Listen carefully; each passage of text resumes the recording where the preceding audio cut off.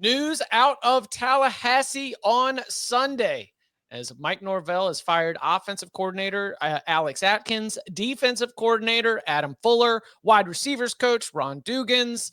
Danny, are you an assistant coach for Florida State now? What's going to happen the rest of the way? I understand that if you are Florida State at this point in the season, 1-9 overall, the remaining games are your FCS game against Charleston Southern on the 23rd. So we are off this coming week. I understand the timing there. Florida then at home in the regular season finale, then your season will be done. So what do you think? What are the next steps, and what do you make of Mike Norvell starting to do this shakeup right now?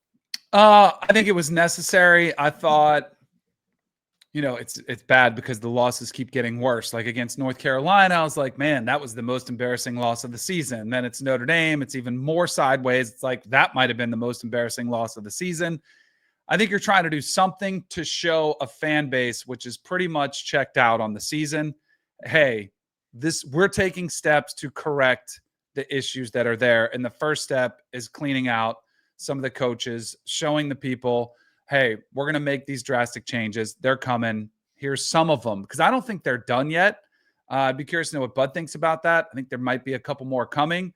And then as far as what direction they go, I don't know, but I think this does help them. And we've talked a lot of this about the direction the teams go, firing coaches earlier than ever to try to get the front of the line for the next coach. I think that's probably why it happened now, early November, to try to make sure they could potentially get in both coordinators before they're taken from somebody else. Yeah, I think there's a couple reasons you do it now. Number one, you have the break after the Irish game, and then you have Charleston Southern coming up. So it's kind of a natural endpoint because they had 3 bye weeks this year with the game against Georgia Tech in week 0. I also think it helps you signal that you're not firing Mike Norvell, which people who I think we respect in the industry were tweeting and like texting around weird stuff about that on Sunday. And I was like, guys, what? Yeah, like I'm willing to be totally wrong about this. They're not going to find $60 million to fire a guy who just went 13-0. Okay? They're going to have to pay tens of millions just to do these. That's what I'm saying. You got to find a replacement too. Right. Yeah. So I'm like people were like, "What? Are you seeing this?" I'm like, dude, if that guy knows what's going on and I don't, cool, I'll eat it. But I'm pretty sure that I got the goods on this, and he doesn't. So it's only cost you $7 million to make this move, plus whatever you got to pay to get the new assistants in. That's a lot cheaper than 60 plus. Part of our criticisms on this show, even when they were going 13-0, is that Norvell does not run a great recruiting operation in terms of like the standard with which he holds guys to. I don't think they recruit real hard. I don't think they put good effort in compared to their contemporaries in the state.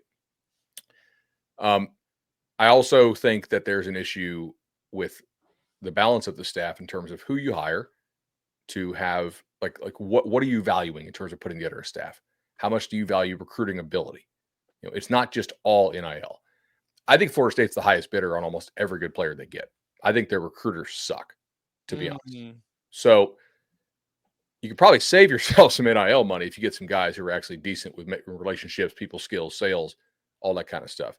To that end, if you're going to fire Fuller, whose defense is ranked like in the 50s, and it's not good, and they haven't had a turnover in 8 weeks, right? And they don't trick anybody. It feels like people have good confidence when they play them.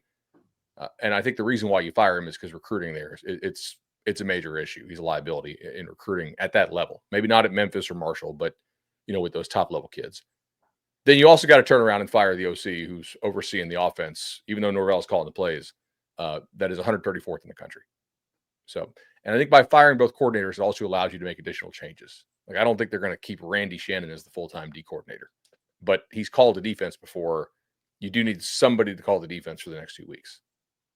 Can I interest you in a Shane Waldron to call the offense? I mean, if a lot of people are really kind of trying to pawn everybody else off on the Knowles. Well, I just think that like with Florida State's drop issues, getting an offensive coordinator who has 3 receivers within 5 yards of each other on every play, it could help maybe get a deflection. Like if it goes off somebody's hand, somebody else can maybe get it. As long as it's caught by your team, that's a reception. Okay. No matter how many times it's bobbled. Is working for Mike Norvell's Florida State staff an attractive job? Do you think he's going to enter obviously asking you to try to put on the objective position of somebody who sort of tracks the market, talks to a lot of assistants and people on staffs across the country. Is that something that you think that he's going to be able to go and land capital L land somebody? I think yes and no. Okay. I think yes from the standpoint that they're going to pay, clearly, right? I think no from the standpoint that if you're a really attractive candidate, you probably don't take this job because you use common sense. It's like, is Norvell going to be there in 26? Probably a pretty good chance. Is he going to be there in 27? If I'm like playing the odds and I'm a coach thinking about uprooting my family, I got to say no. No, it's not a hard no. I don't know that no, but is it really likely that he's going to be there? I would say it's low because I think this is going to be a hard thing to pull out of to the standard that FSU fans want. I don't think it's hard at all to turn around, win 6, 7, 8 ball games next year. Like they've lost a lot of one-score games. They've only recently kind of, quit and got in some positions really dinged up. But like the standard is what you want the standard to be. The only reason he's not fired this year is a $60 million buyout. Like you can't go 1-10 at FSU. Like that's fireable immediately, with the exception you just got a huge deal. So I don't think that the fans will be happy in many cases with the names that they get. I do think there are plenty of quality coaches you can go out and get, but not ones that fans are like super familiar with. But then they'll quickly talk themselves into them being great hires. Which is kind of when you're searching for coordinators. I mean, you don't have to hit the home run with the name brand recognition, right? I mean, I think I would want guys who are younger, who would be willing to take this risk, that may be more innovative and great on the recruiting trail, as you mentioned. Yeah, the roster, because of the failures recruiting out of high school, is gonna what do you have to go build another portal team again and just hope your evaluation and your fit is better? The other thing you asked, like, is it an attractive job? I do think guys like working for Mike. Like Mike, from what I understand, is not a maniac to work for. Now maybe that's maybe that. Yeah, maybe Mike 2.0. I don't know, but everybody I talk to, like, they're like, yeah, he's a good guy to work for.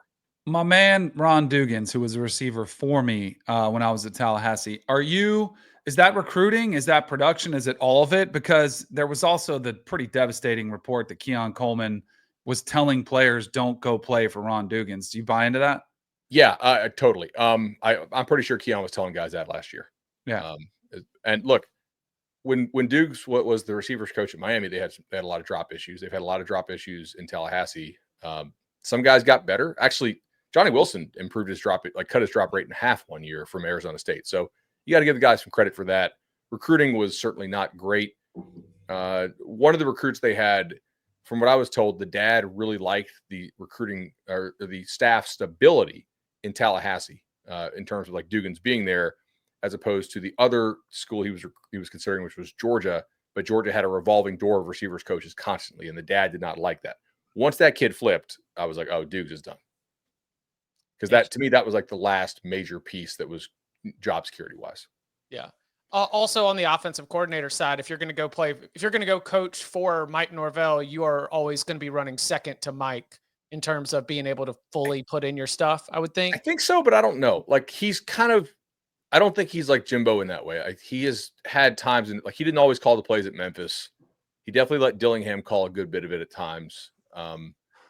It might be part of these conversations though, or hey, if I'm a coach looking at coming to Florida State, that might be one of my prerequisites. Was like, hey, if I'm coming there, this has got to be my offense. And if you're in a position we're talking about, would coaches take this? If you see somebody that you think is the guy, you might have to relinquish that control.